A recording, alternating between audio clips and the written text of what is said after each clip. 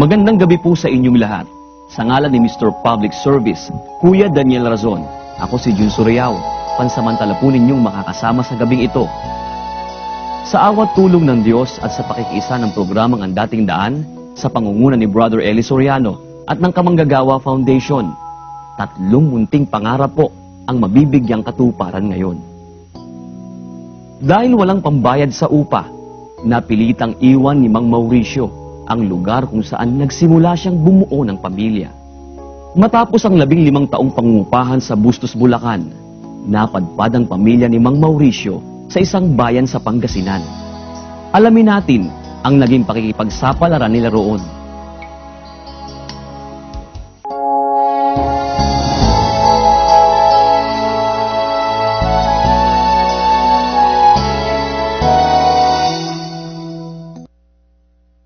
Matapos mangupahan ng mahigit sa 15 taon sa Bustos, Bulacan, dito sa Ordaneta, Pangasinan, napadpad ang pamilya ni Mang Mauricio. Wala nang pambayad sa bahay, napilitan si Mang Mauricio na makipanuluyan na lang sa kapatid para lang huwag matulog sa kalsada ang asawa at mga anak. Tinatira lang kami dito sa lugar na ito, sa bahay na ito. Dahil nga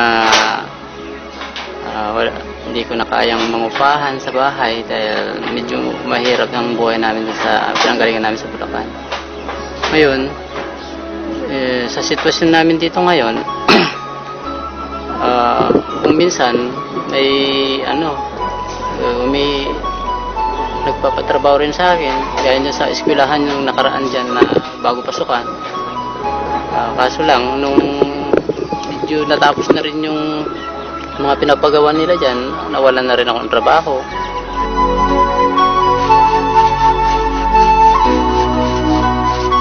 Hindi naman nagpabaya si Mang Mauricio. Tuloy-tuloy siya sa paghahanap ng paraan para kumita. Subalit sadyang napakaliit ng kanyang kinikita para sumapat sa pang-araw-araw na pangangailangan ng kanyang mag-anak.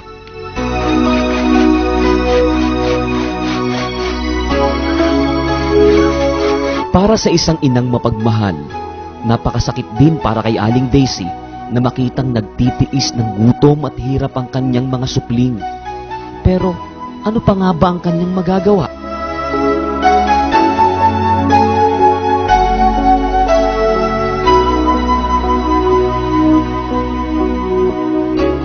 Kung minsan sa pag-halimbawa, may trabaho ako,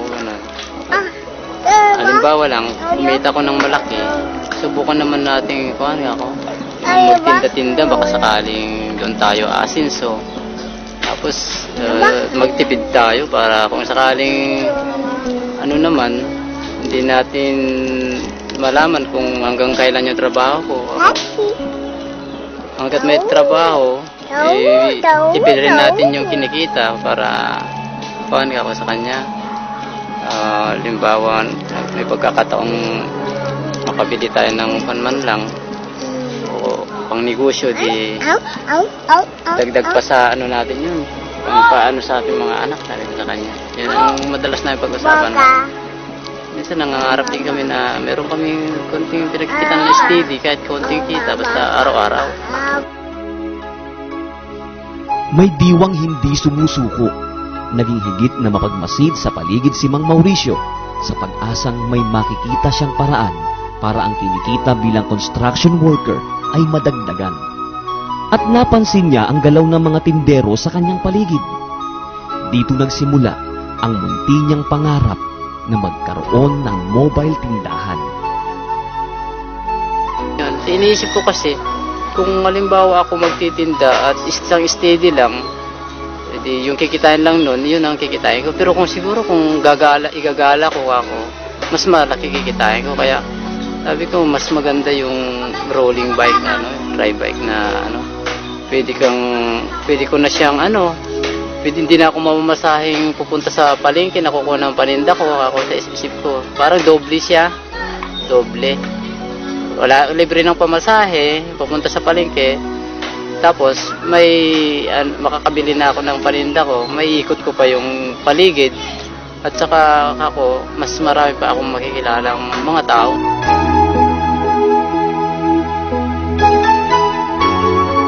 Mabuti na lamang at walang nagkakasakit sa pamilya ni Mang Mauricio. At para sa kanya, ito ang pinakamalaking biyaya na kanyang tinatanggap mula sa may kapal.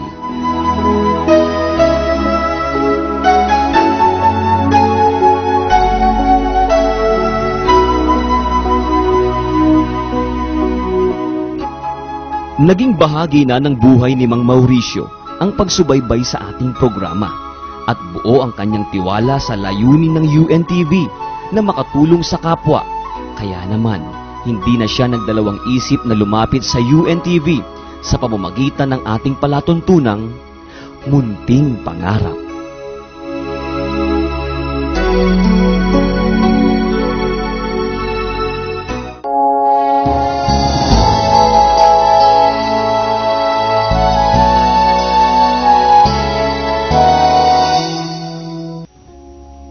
Nakarating sa aming kaalaman ang pangangailangan ni Mang Mauricio, kaya't sa pamamagitan ng programang Ang Dating Daan, sa pangunguna ni Brother Eli Soriano at ng Kamanggagawa Foundation, agad natin itong tinugunan.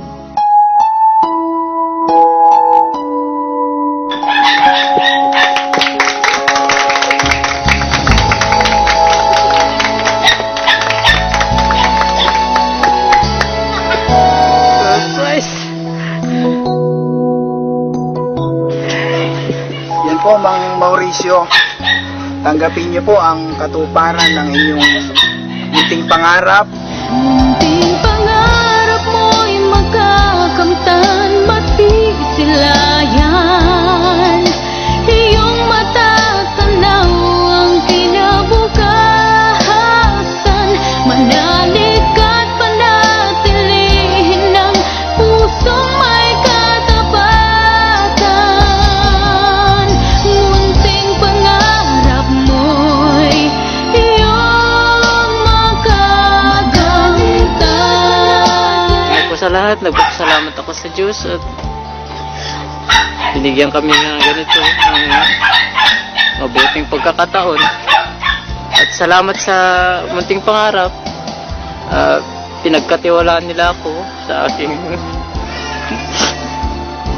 munting nahiling sa kanila. Marami pong salamat kay Kuya Daniel. Unang-una po sa Diyos. Sa pagtitiwala po nila sa amin,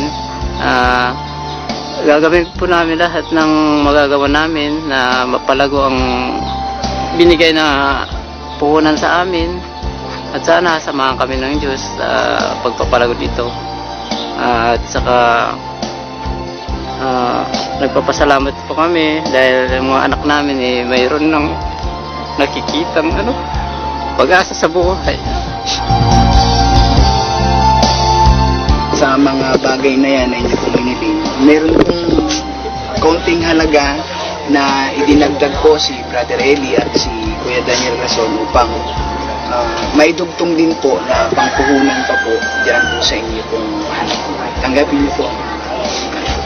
Maraming salamat po ulit sa Diyos.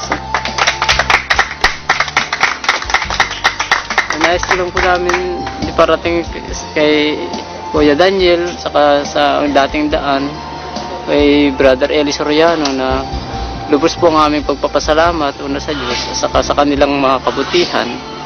Sana po marami pa silang matulungan kagaya namin at sana manatili ang pag-ibig sa kanilang mga puso. Mapapasayo ang munting pangarap.